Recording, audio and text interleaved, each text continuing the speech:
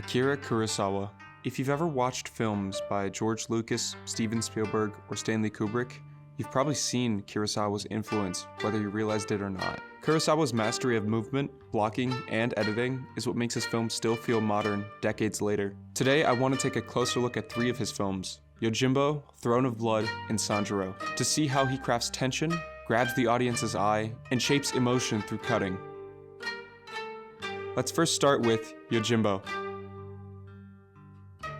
Watching Yojimbo for the first time, I was blown away with how some of these shots were crafted. The camera is Kurosawa's paintbrush, and the film is his canvas. Yojimbo wastes no time letting you know what protagonist you're dealing with. The first shot is an establishing shot of the mountain in the distance. A man then enters the frame, back turned to us in silhouette.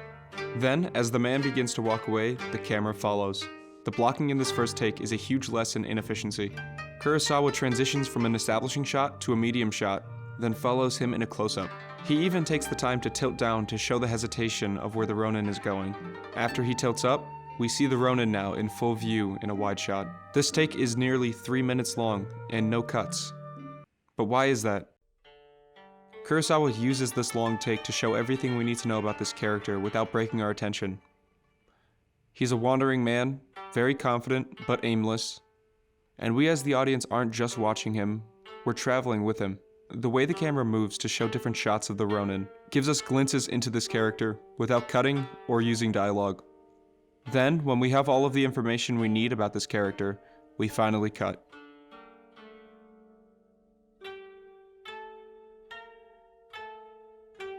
Exposition is not the only use of long takes in Kurosawa's films. We can contrast that with this scene from Throne of Blood. This is also a long take, but done for a completely different reason. In this scene, we see the main character Washizu in a wide shot. In the foreground is the seat of his friend Miki, which is empty. The camera then dollies in, isolating Washizu. As we see his reaction, now the camera pulls back. Now, instead of being empty, the ghost of Miki sits on the mat. No music, no flashy effects, just a simple camera movement that makes it feel real. Washizu begins to get out of his seat and starts to unravel. He's almost trapped in this long take that doesn't cut. The camera is lingering on him, holding just long enough to let the paranoia sink in. Kurosawa almost places us as another guest, witnessing the unraveling of Washizu's reality. While watching these films, I began to notice how long these shots are. Rather than thinking about the length of the shot, I began to think more about what each cut signifies. This led me to a thought about Kurosawa's work and how he uses cuts. He doesn't just cut for coverage, he cuts to amplify. Take this early fight scene in Yojimbo. The Ronin approaches these criminals in an attempt to prove his worth. This group begins to mock the Ronin, and instead of responding immediately, he waits. The camera holds, tension builds. Instead of going straight to action, he insults them. Now cut. We see the group ready to engage, each of them grabbing their weapons. The Ronin begins to move, and the camera stays with him. As he begins taunting them, the camera cuts between their rising anger and the Ronin's calmness. The group begins to boast to the Ronin, describing why they should be feared. Then, before he can respond, there's a cut. Instead of insulting him as before, now he threatens their lives. The fight begins. Cuts are now very quick, showing only what's necessary to the scene, and faster than it began, it is over. The Ronin calmly walks away in a long take, breaking any remaining tension with a punchline talking to a coffin maker, ending the scene with a joke about preparing coffins for the men.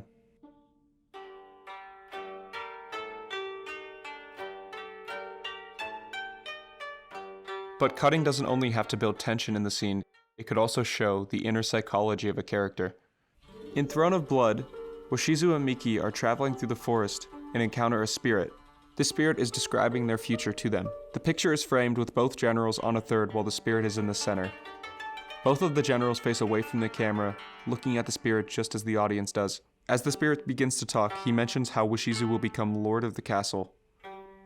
Now we cut to see the reaction of Washizu. Washizu becomes angry with this prophecy, almost rejecting it. We cut to a wider shot behind the spirit showing Washizu looking over to Miki, almost to confirm that his loyalty is not in question. Miki, on the other hand, remains calm. He's rational about the situation. By the way this scene is cut alone, we could tell the inner psychology of who these characters are. Washizu would be sneaky and ambitious, while Miki is calm and mature. Now on to a great example of using a long take along with a cut to emphasize action and emotion, and that would be Sanjuro. In the climax of Sanjuro, Kurosawa understood that sometimes the most powerful thing you can do is nothing. The scene begins with the group looking for Sanjuro as he's gone missing. As the group continues to move, we see Sanjuro appear behind a cliffside, seemingly alone. Soon after, a rival warrior appears next to Sanjuro. The camera now cuts showing these two warriors in the foreground, with the group now behind them, like spectators. There are a few lines of dialogue between these two characters. It's known what's going to happen. It's just a matter of when. After this duel is agreed to, there's silence. The characters remain still for almost 30 seconds.